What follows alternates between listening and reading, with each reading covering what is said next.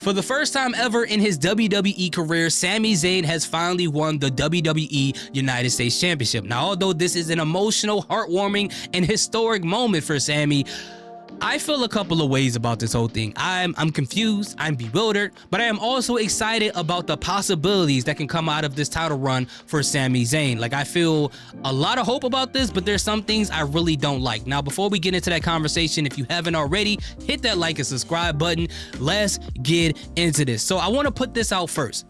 I have no problem with Sami Zayn, aka Alan Parrish from Jumanji, RIP to Rock Williams, winning this title. I'm happy for him. I rocked with him since he was El Generico, and he's been on the main roster for about a decade. He's been a workhorse, he's been putting on tremendous matches, and to be fair, there are other people on the main roster right now who've had shorter singles runs, but had as much, if not more, title wins than Sami Zayn. So I think he absolutely deserves this, and who those people are is a different conversation for a different day. But what I also like about this is Sami Zayn taking the title away from Solo Sikoa. Now, you guys know I like Solo Sikoa, but the way that they've been booking him lately has been horrendous. It has been. And we'll talk about Solo in the section that I talk about things that I don't like about this title exchange. But the good thing about it is that Sami Zayn took the title out of what my guy Wolf liked to call the bloodline vortex. Because as long as that US title is on a Samoan from the family tree, and I have no problem with either of them. I like to call the US division on SmackDown the Samoan division, right? If they keep it, it's going to be the same storyline over and over to add more NyQuil to the weekly televised event we like to call SmackDown, right? Because as long as if Solo has it, he does the same thing over. If someone takes it like Jimmy or Jacob or any other Samoan starting with a J, if they take it away from Solo, it's going to be the same story. Solo gets jealous of that person, tries to manipulate them to join the family tree. They say no, then they get jumped every single week. Now, although people getting jumped on WWE is very entertaining, as crazy as that sounds, but if that's all that's happening, it starts to get redundant, it gets tiring, and makes SmackDown less, entertaining as a product. So you don't want to do that. And even though Sami Zayn did just get jumped, I don't know why he likes getting jumped and going to the hospital. They must got some good food over there, but at least we know there's a light at the end of the tunnel that this title is going to have to get away from Solo Sikoa. Hopefully they move Solo over to Raw and the entire MFT, but we'll talk about that in a different video. And now that Sami is champion, in the future, where do we go with this? We got a lot of fresh matchups. We can get Sami versus Aleister Black, Sami versus Andrade, Sami versus Carmelo Hayes, Sami versus all these different people. There's so many interesting matchups they can have and great matches they can have with him as champion. Does this turn into a thing where Sami Zayn, whenever he's in the ring with Jimmy Uso, whether it's his, as a tag team partner, or whether it be in the ring cutting a promo, will the fans turn on Sami because they want Jimmy Uso as champion? Will that affect Sami Zayn and give him the right way to turn heel? John Cena, this should be a storyline for Sami Zayn to turn because the fans don't like him anymore.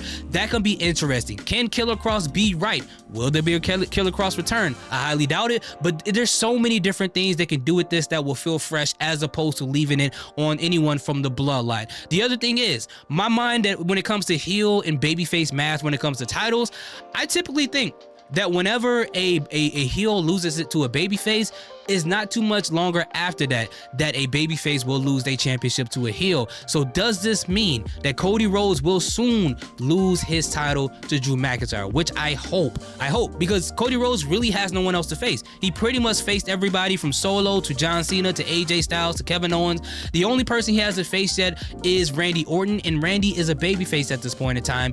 And they did hint at Drew McIntyre getting into his mind and trying to get him to turn on Cody. So maybe that's what's going to be next, but I would really love it for Drew McIntyre to win that title, and with combination of Sami Zayn being the US champion, that'll give a much needed facelift over to SmackDown. So I think that'll be great. Sami Zayn being a pure babyface, I think that'll be great. There's so many different storylines that can happen there, and maybe Carmelo Hayes or somebody could take it off of Sami. I think that'll be interesting as well. But as far as the things that I do not like about this title exchange, again, is how they've been booking Solo Sikoa.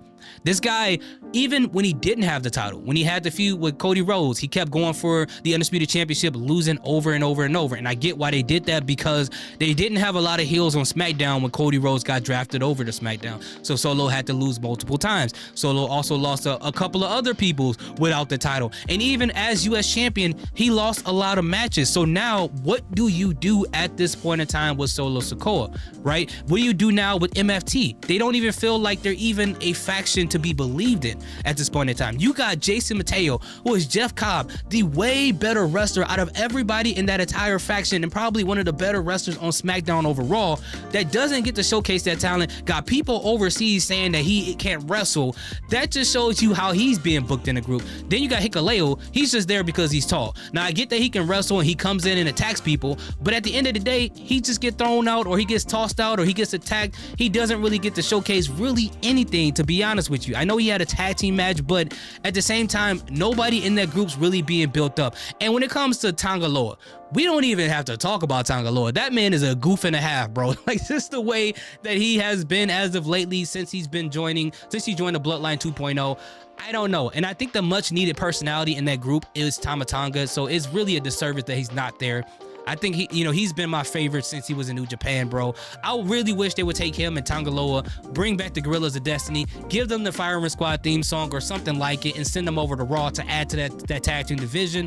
But even with Solo, I don't believe him as a leader. If they want to continue this MFT thing, they got to get a new leader at this point. WWE has done a pretty bad job as far as booking him as a believable heel. And to be honest with you, I know a lot of people were expecting this to be some remnant of the OG bloodline, but I already knew they would never, ever be that.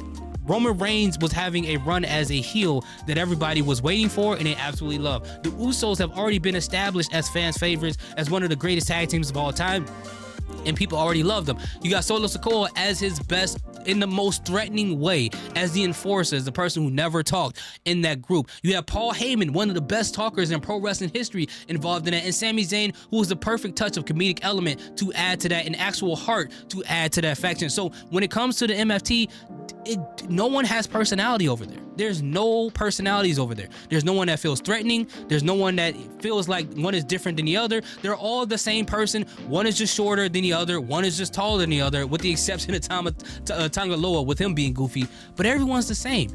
And even if they wanted to book Solo Sikoa to be this entertaining, goofy person that he is right now, why not make him goofy outside the ring, but threatening in the ring? I think that'll be an interesting dynamic to book him that way, but for whatever reason, I don't know what he did backstage. I don't know what he did to people. They're gonna have this man making Lunchables in the back pretty soon, which is pretty sad, because he was one of the pure heels that people actually like to hate, one of the old traditional type of heels. So at this point in time, this was kind of messed up for Solo Sikoa, but again, for the future of SmackDown, this can be a great thing if they book Sami Zayn properly and they have all these different storylines. Sorry, this is just me yapping, but thank you guys for watching, for sitting through this the entire time. I appreciate each and every one of you guys. Salute, peace, have a good day. Class at Paris tomorrow. We're live streaming it with the Flex Zone podcast. Go ahead and check us out. Thank you guys so much for watching.